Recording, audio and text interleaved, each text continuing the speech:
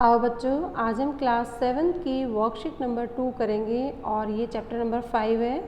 इसमें आज हम पढ़ेंगे हमारे आसपास के प्राकृतिक सूचक। जैसे हमने पहली वर्कशीट में किया था कि अम्ल और क्षारक की पहचान कैसे करें, तो हर एक चीज़ को हम टेस्ट नहीं कर सकते, उसके लिए हम कुछ सूचक भी होने चाहिए जिनके माध्यम से हम उनको पहचान सकते हैं।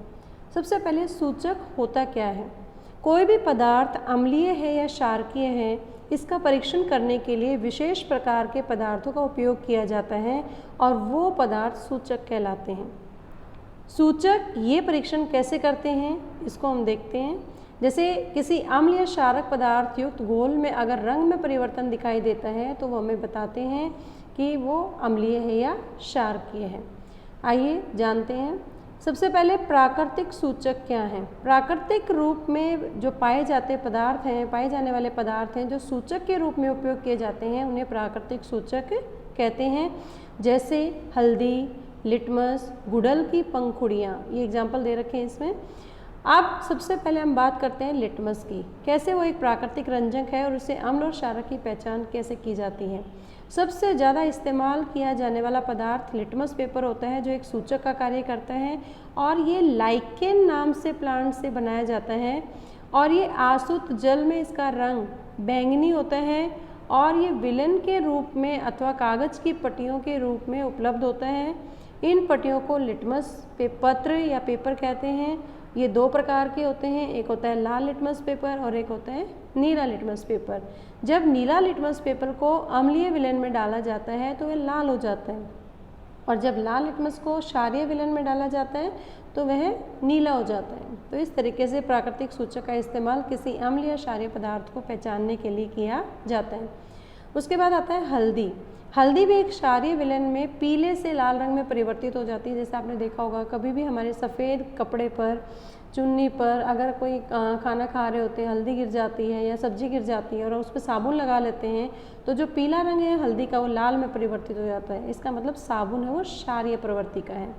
तो और अम्लीय विलयन में ये पीला ही रहता है, इसमें कोई भी चेंज नहीं आता।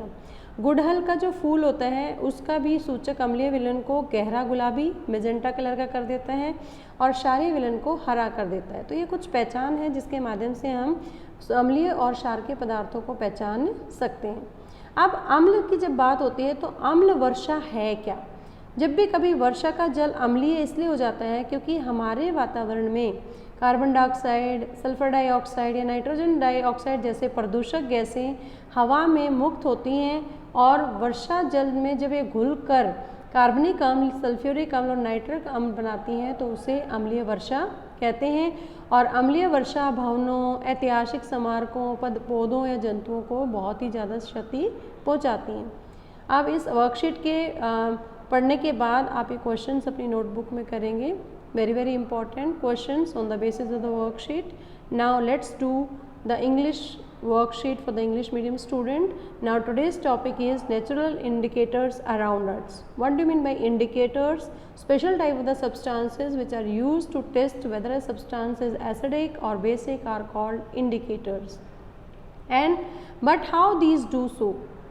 These can be they can be used to change the color of the substance in which it is placed. It is acidic or basic substance. Now we will study only natural indicators.